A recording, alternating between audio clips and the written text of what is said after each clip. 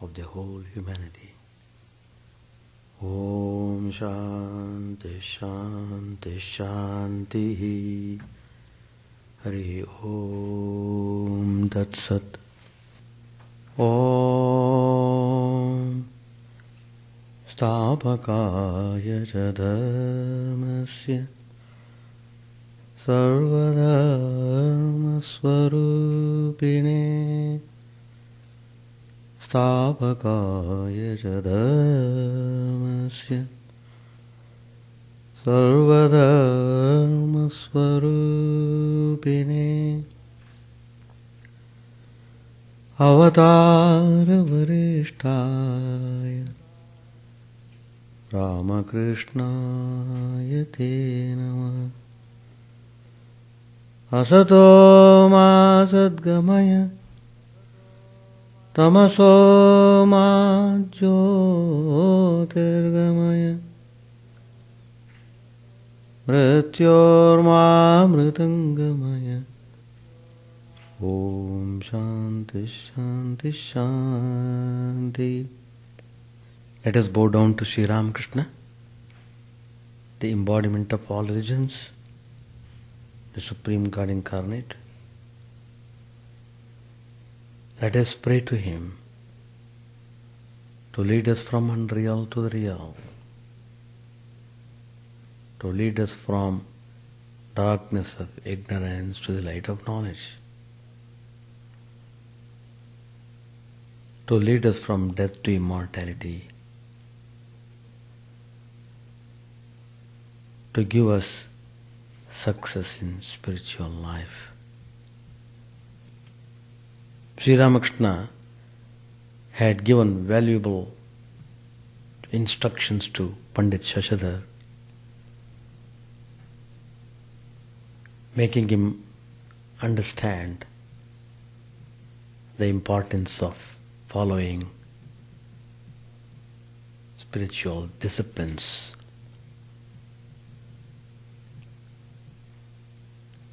Spiritual life starts with the discipline. If there is no discipline, it is very difficult to make any progress in the spiritual path. Last time, I was explaining to you to practice the discipline of prayer. Do it wholeheartedly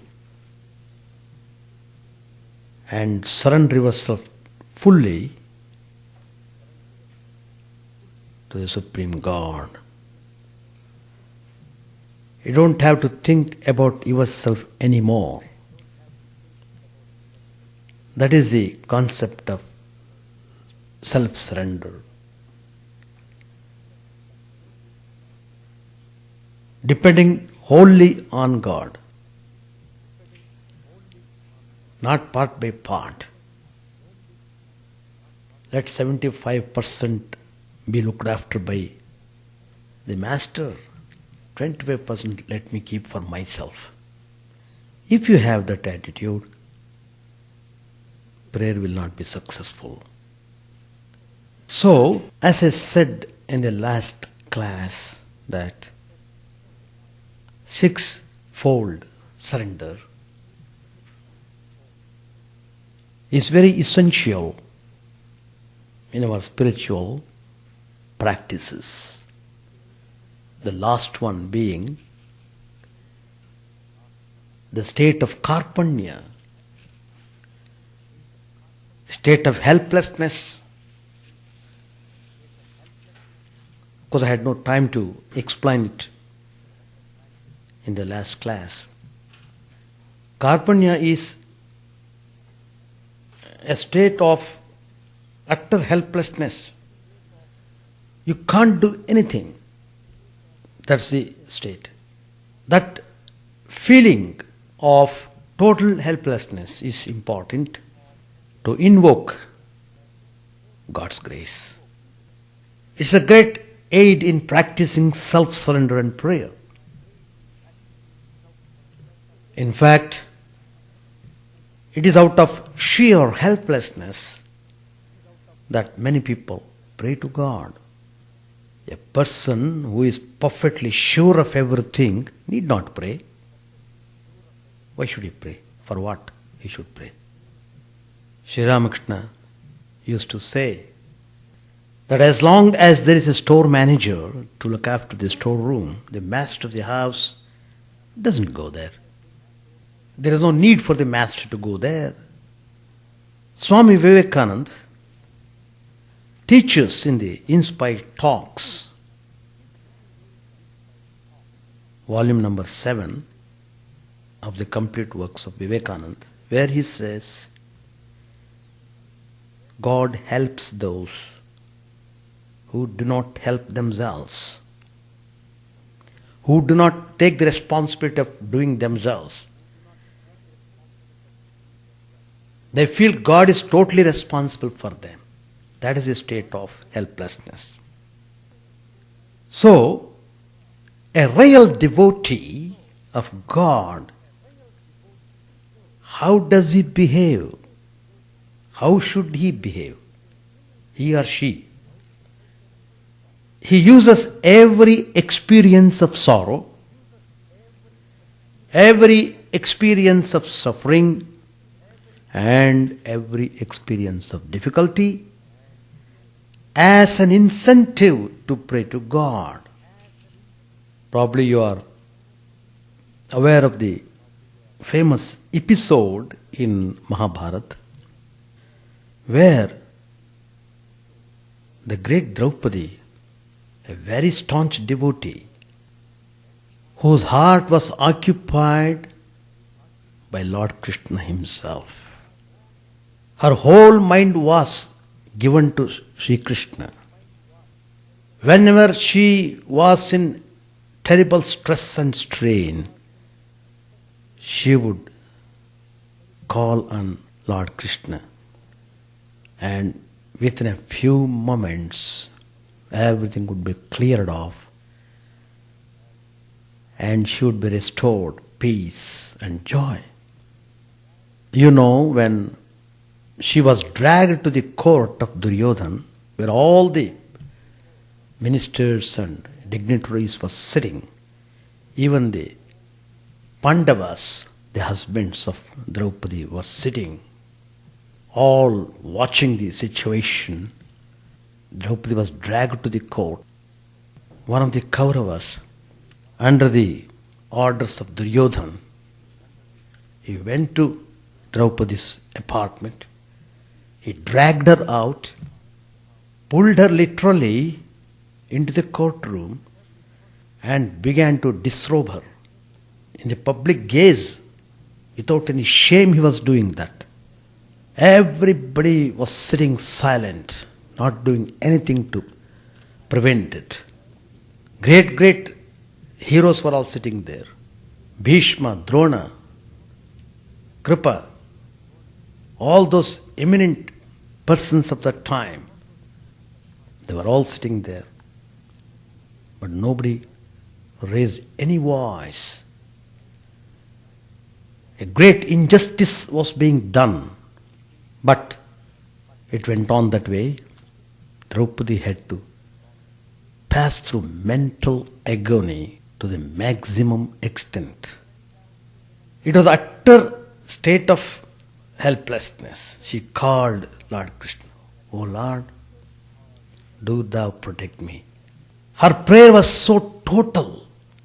It was so concentrated. It was so intense. It was so direct. Lord Krishna responded to her prayer. When the Kaurava was drawing out the sari of the Draupadi, it became inexhaustible.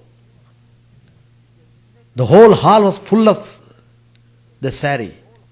Still, he could not remove the cloth totally. So that is the test of devotion. To what extent the devotee will have to pass through difficulties, difficult situations. It should be noted, karpanya is, however, not a weakness. It only means that the devotee refuses to depend on the matter, but depends only on the spirit. Strong in the strength of God. He is not afraid of even death. Death is nothing. Such a person embraces the death. He doesn't run away from the death. He is not bothered about death. Why should he bother at all? This doesn't mean that we should pray only when difficulties come. Prayer becomes effective as a spiritual discipline only when there is continuity and intensity in it. A true aspirant prays. Prays for what? To give this, that? To do your all sorts of jobs? To look after your needs? For that sake you have to call on God? If you pray to God for all these things, it only means you want God to serve you. God should be ready at your beck and call. No. A true devotee prays only for God vision. He prays only for his vision. His need is internal and doesn't depend on external things. So, he prays continually. When difficulties come his way, he is ready to face them. He is not shaken by the difficulties. He doesn't collapse when the difficulties come. He prays with intense aspiration. Intense aspiration. Protected and supported by divine grace, the man of prayer moves faster on the spiritual path than the person who depends solely on his own limited resources. While some aspirants toil all their lives rowing their boats against the waves, others unfurl their sails and let the wind of divine grace carry them across the ocean of transmigratory existence. In one of the Puranas, the great epics of Hindu tradition, there are 18 Mahapuranas, 4 Vedas, 18 Mahapuranas, Itihasas, Ramayana, Mahabharata. These form the basic scripture of Hinduism. All the spirituality is embedded there. If you want to learn, if you want to improve your life, refer to those. You don't have to run after anybody. Just look into that.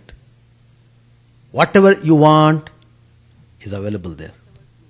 In one of the Puranas, Garuda Puran, it is said how one gets human birth. Is it simply that you got it? No. According to that scripture, the human birth is got after passing through hundreds of other births. After hundreds of other births, you will get human birth. Then again it tells, rarer still is the religious disposition in a person. If a person does not try to develop spiritually and only fondles his senses, he misses the nectar which has as if come to his hands. Fondling of senses. That's all the people, what they are doing in this world. What is worldly life? Fondling your senses. Dancing nicely according to the tune of your whims and fancies of your senses.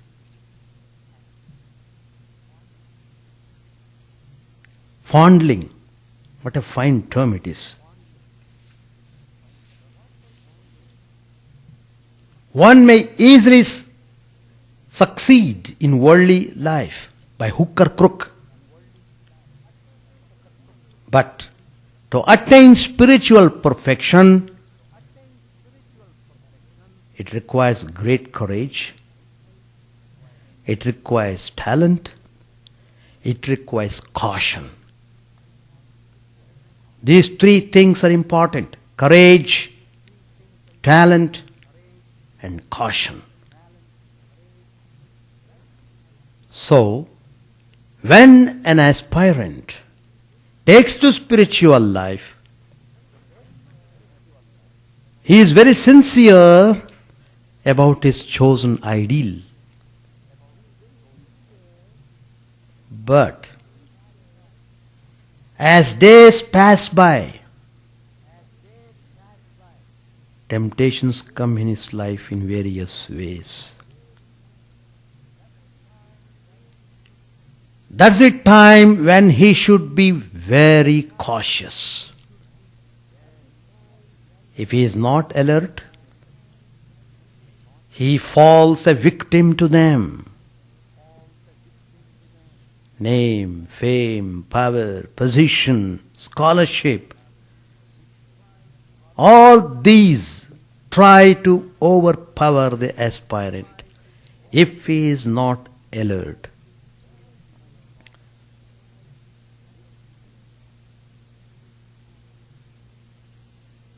Even after taking spiritual path, some people,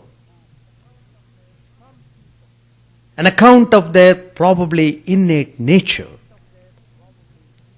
become quarrelsome and show up hatred, show up jealousy. If you are not careful about those things, it is very dangerous in the spiritual path. You have to be very alert when jealousy comes, when hatred comes, when anger comes. You have to be extremely careful. You have to follow that warning. Be cautious. If you don't heed to that warning, you are gone out of the track. That means if you harbor jealousy, hatred, and all such bad nature in spiritual life, it is another kind of worldliness which is called spiritual materialism.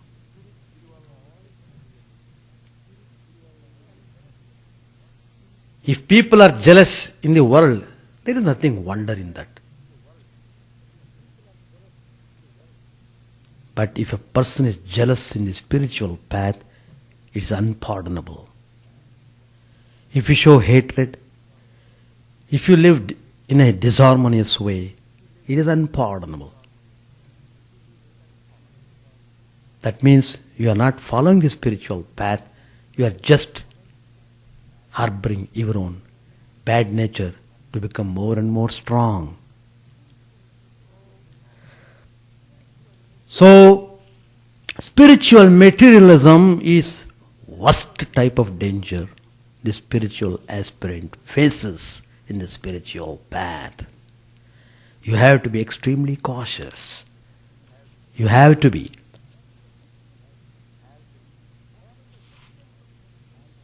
Falling a victim to temptations depends upon the spiritual caliber of the aspirant. We find in the life stories of spiritual aspirants that while crossing the spiritual ocean in the voyage from the land of the flesh to the land of the spirit, the life ship of many an expert sailor got struck by the hidden rock of temptation.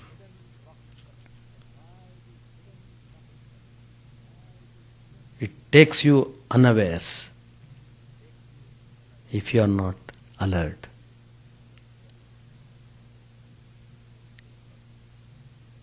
Spiritual persons like Totapuri, who initiated Sri Ramakrishna into non-dualism. His worldly impressions have become completely subdued as a result of hard struggle in past lives. He may not feel the gravity of fight against the impressions, because that fighting is already over in his case.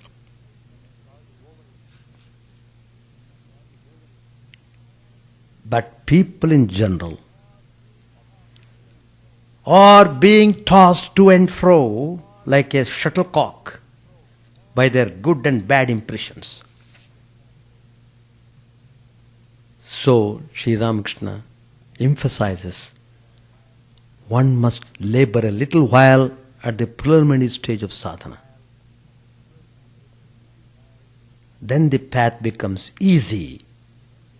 Sri Ramakrishna says, steer the boat around the curves of the river and then let it go with the favorable wind. Steering the boat around the curves of the river is very, very important.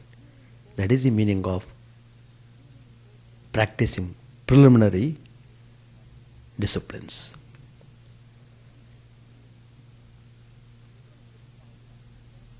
The Upanishads point out that in every sincere spiritual aspirant there is bound to be an internal fight between his godly and demoniac tendencies. But he should have the conviction that the basic nature of all his organs is pure and divine. The impurity is only temporary and it can be got rid of by giving a tough fight with the demoniac forces on the right lines. So, there is no reason for being depressed, although the evil tendencies become at times predominant in one's mind. In spite of repeated failures, you should not lose heart and leave the fight. If an aspirant sticks to his spiritual practices and disciplines with patience and with perseverance and lives a practical spiritual life, he is bound to succeed in the end.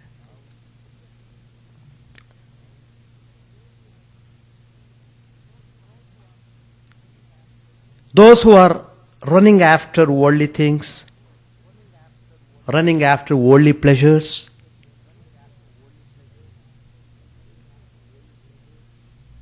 they are surrendering to the demoniac forces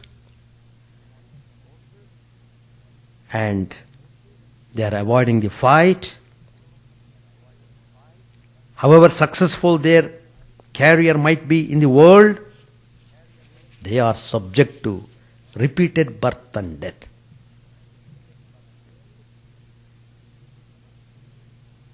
Repeated birth and death means you have to pass through repeated sufferings.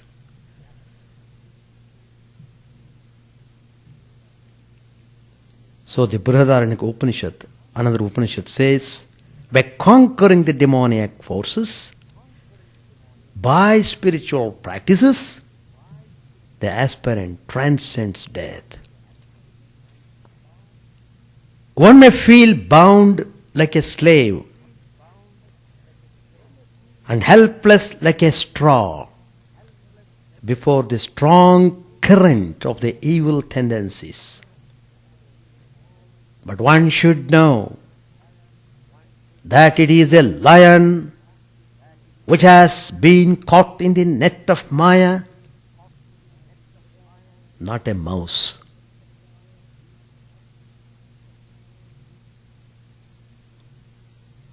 Swami Vivekananda says in one of his talks in Complete Works, he who is prepared to renounce all, who amid the strong current of the duality of good and evil, happiness and misery, is calm, steady, balanced, and awake to his ideal, he alone endeavors to attain to self-knowledge. He alone, by the might of his own power, tears asunder the net of the world. Nirgacchati jagajjalat pinjaradiva kesari.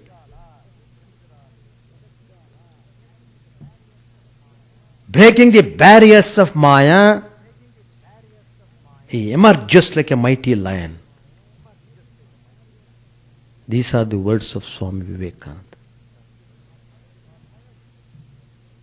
You are lion, you are immortal children, but you are behaving like a mouse, like idiot, stupid, on account of you are clinging on to unreal things, on account of your succumbing to the demoniac tendencies, on account of your giving a fight, not giving a fight against the bad tendencies.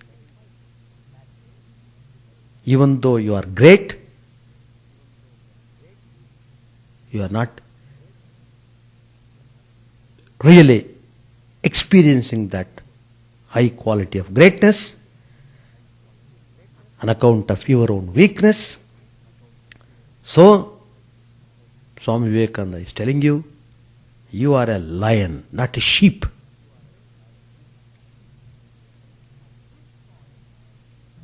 This knowledge can help aspirants to transcend their depression and march forward like brave soldiers with renewed zeal towards the goal supreme.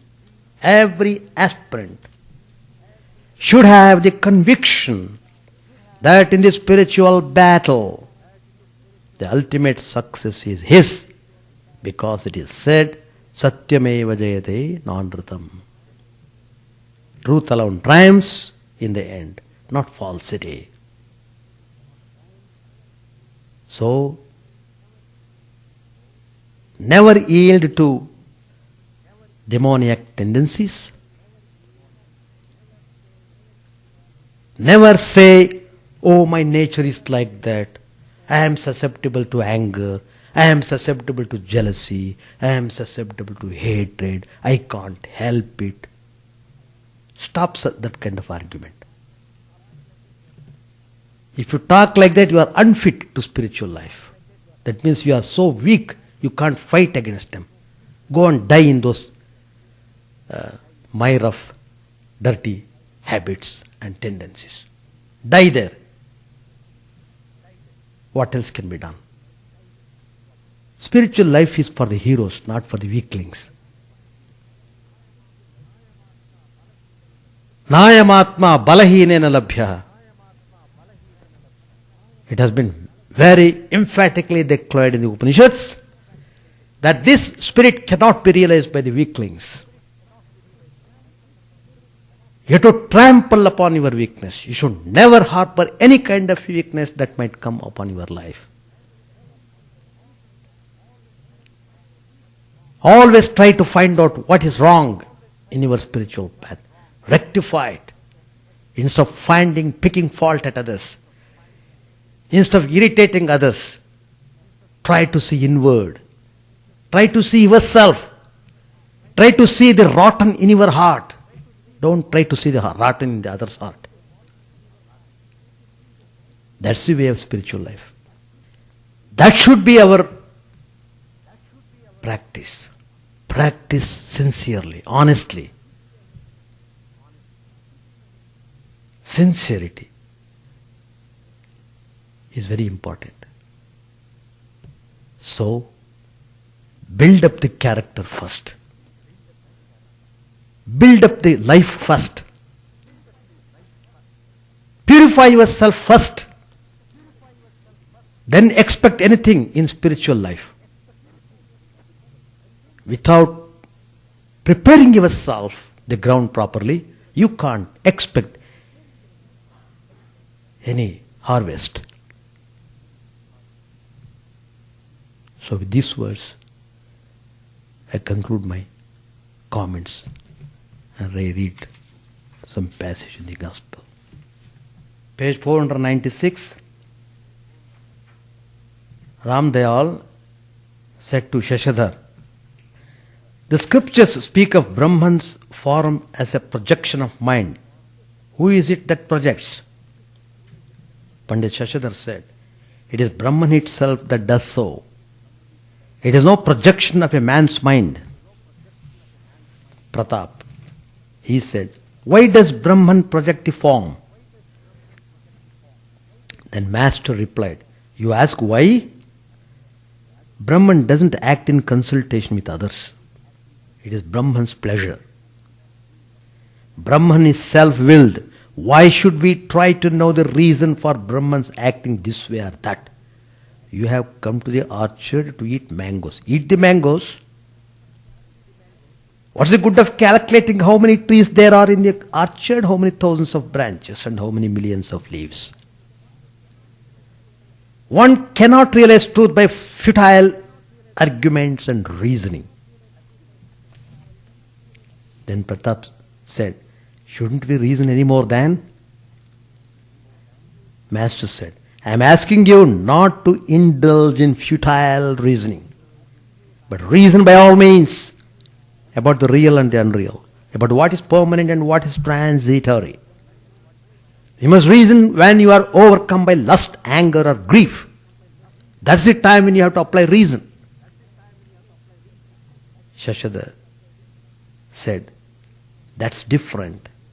It's called reasoning based on discrimination. Master said, yes, discrimination between the real and the unreal. All sat in silence.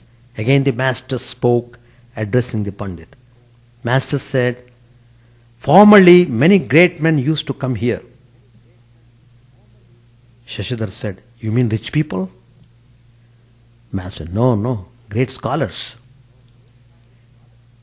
In the meantime, the small car of Jagannath had been brought to the veranda. Inside the car were the images of Krishna, Balaram and Subhadra. They were adorned with flowers, garlands, jewelry and yellow apparel. Balaram was a sattvic worshipper. There was no outward grandeur in his worship. Outsiders did not even know of this car festival at his house. The master and the devotees went to the veranda. Sri Ramakrishna pulled the car by the rope. Then he began to sing. See how all Nadia is shaking under the waves of Gauranga's love. He sang again. Behold, the two brothers have come, who weep while chanting Hari's name. The two brothers are Gauranga and Nityananda. The brothers who in return for blows offer to sinners Hari's love.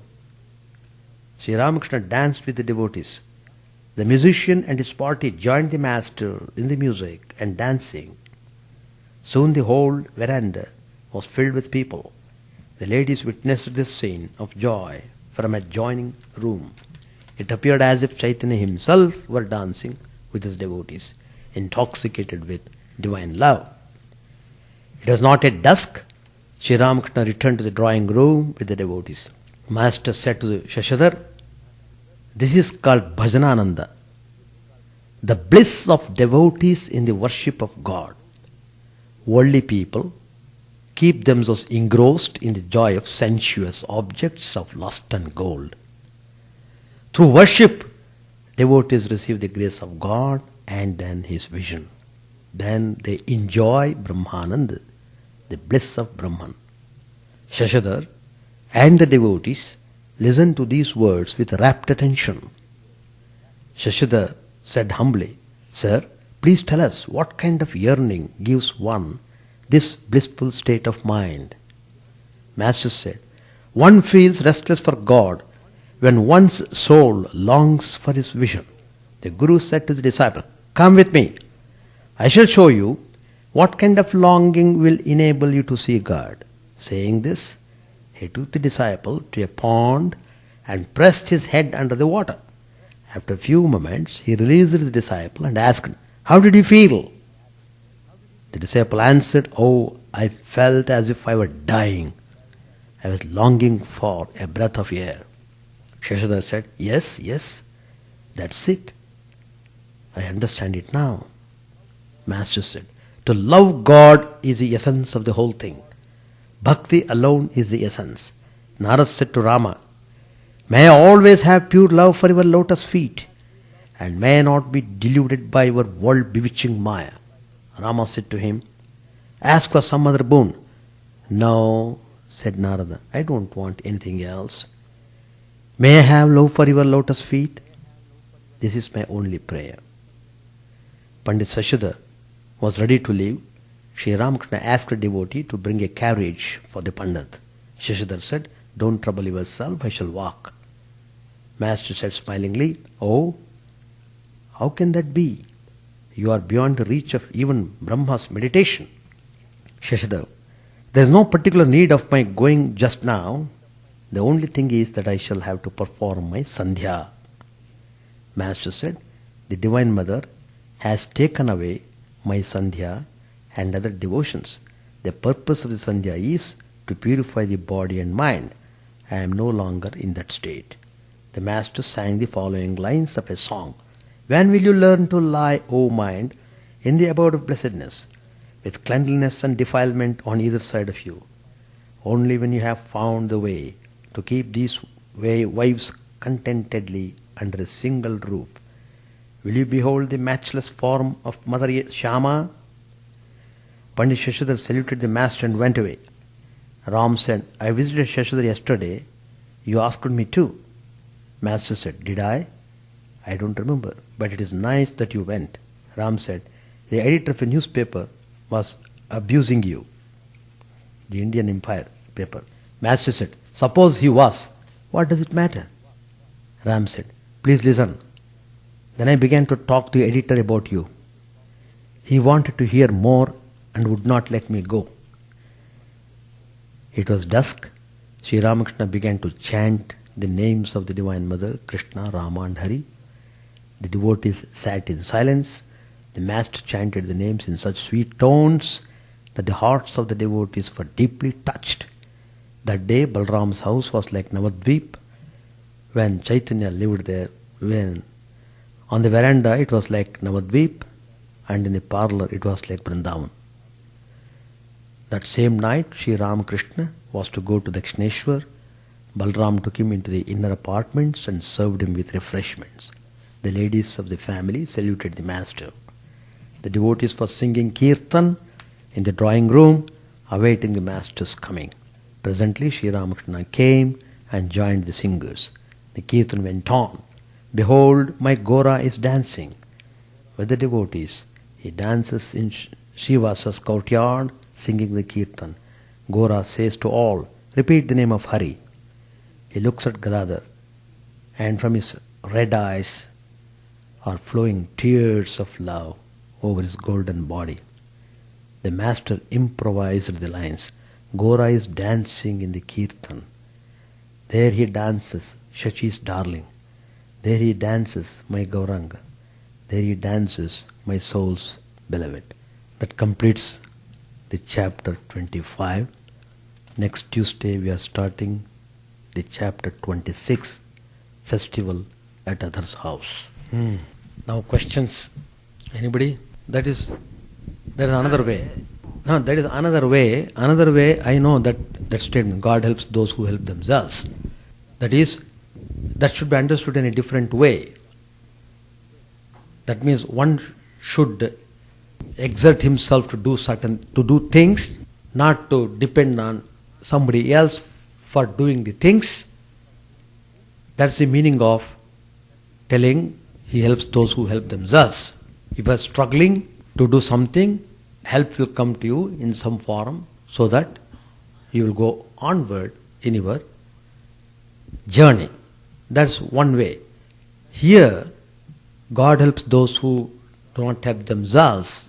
This statement, it's God's will that whatever happens, happens. So that, in that state, he feels he is not the doer of anything. Everything is done by him. So when things come, he feels that state of helplessness. That's what, when I gave the example of Draupadi, when she was being dragged into the court, how she passed through that state of utter helplessness. First she thought she was holding part of the sari with one hand, and another hand she was raising and calling Krishna. Krishna didn't come, because she was holding part of the sari by her hand. Then immediately she became aware of the fault which she was doing. She let it go. She lifted both her hands. Oh Lord, I am totally surrendered to you. I am helpless now. That attitude, totally depending on God, that is used in the spiritual context. A person who is totally devoted to God, he feels the presence of God and he experiences the glory of God in his own life. In order to enhance the glory of life, glory of God, the devotee becomes an instrument. God shows his glory through his devotee. God will never forsake a devotee who is totally surrendered to him. That's the concept. Yes, they are all different ways. It is true, but how do you know it? Unless your spiritual ideas get matured. Nothing moves without the will of God. That's a statement. But to understand that, you have to do little practice. You must pass through the state of self-surrender, and you must pass through different experiences in the life which will confirm to you it is true.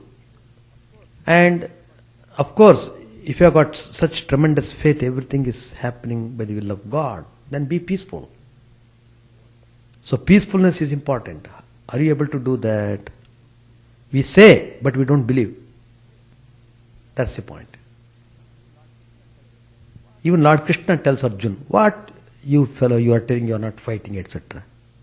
You will fight and the battle will go and all these people will be killed, etc., etc. And he tells him for the nimitta matram bhavasavya sachin.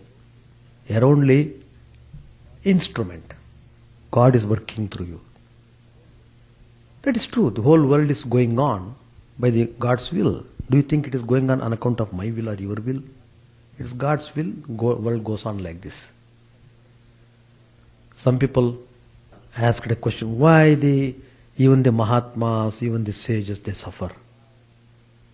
Why? They don't have any past samskaras or past lives, impressions, etc., etc. Before they were born, they were pure. How can you explain? But it is explained. It's a human play. They want to play the game.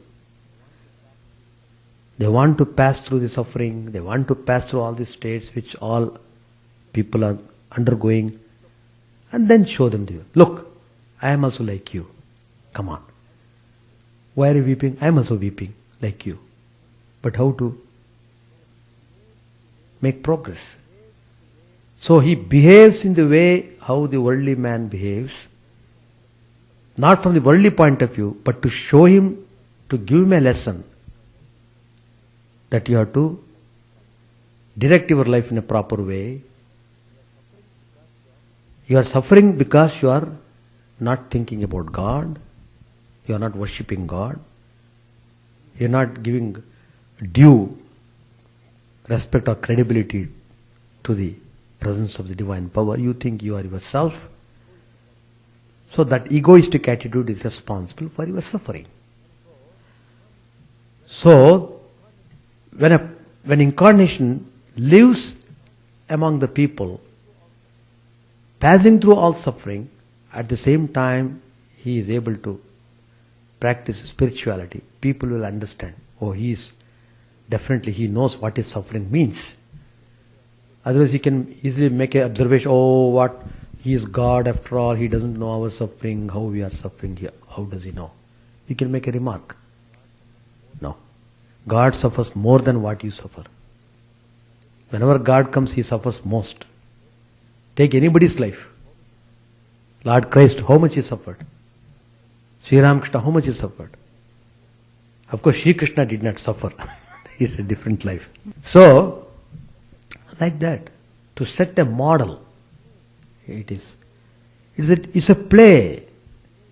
That also, before you realize it, it's a play, it's serious to you. Yeah, in the soccer game, how many people, they play with so much vehemence, with so much tension, they want to win the game. But they know, both the parties know it's a game, but they are struggling very hard to succeed in the game. That's just like that. The life is also like a game. But you have to succeed in the life's game. That success will come only when you pursue spiritual path. Only through spiritual path you get real peace or real joy. By none other method. Worldly prosperity will not give you immense peace or immense joy. That's all. By seeing, see, first of all you must know what is the meaning of success in life. In order to know that, first of all you must determine what you want. What's your aspiration? Success, I am telling from the point of view of spirituality, not from the point of view of your career. I said in my course of my talk, by hook or crook you can get success in the worldly career, but not in spiritual matters. Because to see God, to get the vision of God, that is the meaning of success in life. So you have to work to get that success. That's all. Any more? See, spiritual discipline is prescribed to purify the impure heart. Spiritual discipline means struggling. You are struggling to get over the weakness. In order to get over the weaknesses, you have to follow certain methods. That's called discipline. Instead of telling, my temperament is, as soon as I see a person, I get angry. So what? Do you mean to say that everybody should run away from you because you always show your angry face? But you have to change. You have to change. Not simply telling, not simply confirming your nature. I am that, come what may. If that stand is taken, the person not only suffers himself, but causes suffering to others also. So, you have to understand how it is obstructing in your spiritual path. So, how to contain it, how to get rid of that nature. You have to struggle. That is called discipline. That means moments will come when you become excited. Immediately you must think, no, I should not lose my sense. Take some steps to get over that mood. That is called the discipline. You are not succumbing to the bad nature. Bad nature comes on account of bad impressions. But don't act upon. Say a person went to the mall. Nobody was there. Lots of things, very attractive things are there. Immediately the thought came, why not I steal a particular thing? The idea of stealing, it came to the mind. That's because of the bad tendency. But he should not act upon. Simply because the thought came, go and immediately grab it. No. Don't give importance to that. Just ignore it. Don't act upon it. That's the way. Things happen, but don't react. That means you have to be watchful and cautious in your spiritual life all the time. Except of course when you are sleeping. When you are awake, the moment you are awake, from that moment you must be cautious, you must be watchful, you must be alert. Don't hurt anybody, don't get yourself hurt. Even if somebody hurts you, don't react. It's meant for spiritual practice, I am telling you. It's also true, what I am telling is all theory, difficult to practice. Simply telling it's difficult to practice will not clear the way. Even though it's difficult, you have to follow it. The difficulty is because you are not able to take the mind along with you. So you have to train the mind. Training of mind is the importance of discipline. What is discipline? Training the mind. That is the discipline. Training the mind to go in a particular fashion, not in the way in which it runs. Don't fondle your senses. That's the point. Yes, any more? All right, we shall stop. Chant the name of the Lord and His glory unceasingly, that the mirror of the heart may be wiped clean, and quench that mighty forest fire, worldly lust, raging furiously within. O name, stream down in moonlight on the lotus heart, opening its cup to knowledge of thyself. O self, drowned deep in the waves of his bliss, tasting his nectar at every step, bathing in his name that bought for weary souls. Various are thy names, O Lord, in each and every name thy power resides. No times are set, no rites are needful for chanting of thy name. So vast is thy mercy, how huge then is my wretchedness, who find in this empty life and heart no devotion to thy name. O my mind, be humbler than a blade of grass, Be patient and forbearing like a tree. Take no honor to thyself, give honor to all. Chant unceasingly the name of the Lord. O Lord and Soul of the universe, mine is no prayer for wealth or retinue, the playthings of lust or the toys of fame. As many times as I may be reborn, grant me, O Lord, a steadfast love for Thee. A drowning man in this world's fearful ocean is Thy servant, O sweet one. In Thy mercy consider him as dust beneath Thy feet. Ah, how I long for the day when an instant's separation from Thee, O Lord, will be as 1,000 years, when my heart burns away with its desire, and the world without Thee is a heartless void. Prostrate at Thy feet let me be in unwavering devotion, neither imploring the embrace of Thine arms, nor bewailing the withdrawal of Thy presence. Though it tears my soul asunder, O Thou who stealest the hearts of Thy devotees, do with me what Thou wilt, for Thou art my heart's beloved, Thou and Thou alone. O Lord, lead us from the unreal to the real, lead us from darkness to light, and lead us from death to immortality. May all be free from dangers, may all realize what is good, may all be actuated by noble thoughts, may all rejoice everywhere, may all be happy, may all be free from disease, may all realize what is good, may none be subject to misery.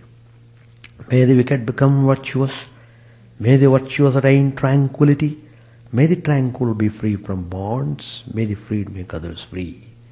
May good betide all people, may the sovereign righteously rule the earth, may all beings ever attain what is good, may the worlds be prosperous and happy. May the clouds pour rain in time, may the earth be blessed with crops, may all countries be freed from calamity, may holy men live without fear. May the Lord, the destroyer of sins, the presiding deity of all sacred works, be satisfied. For He being pleased, the whole universe becomes pleased. He being satisfied, the whole universe feels satisfied.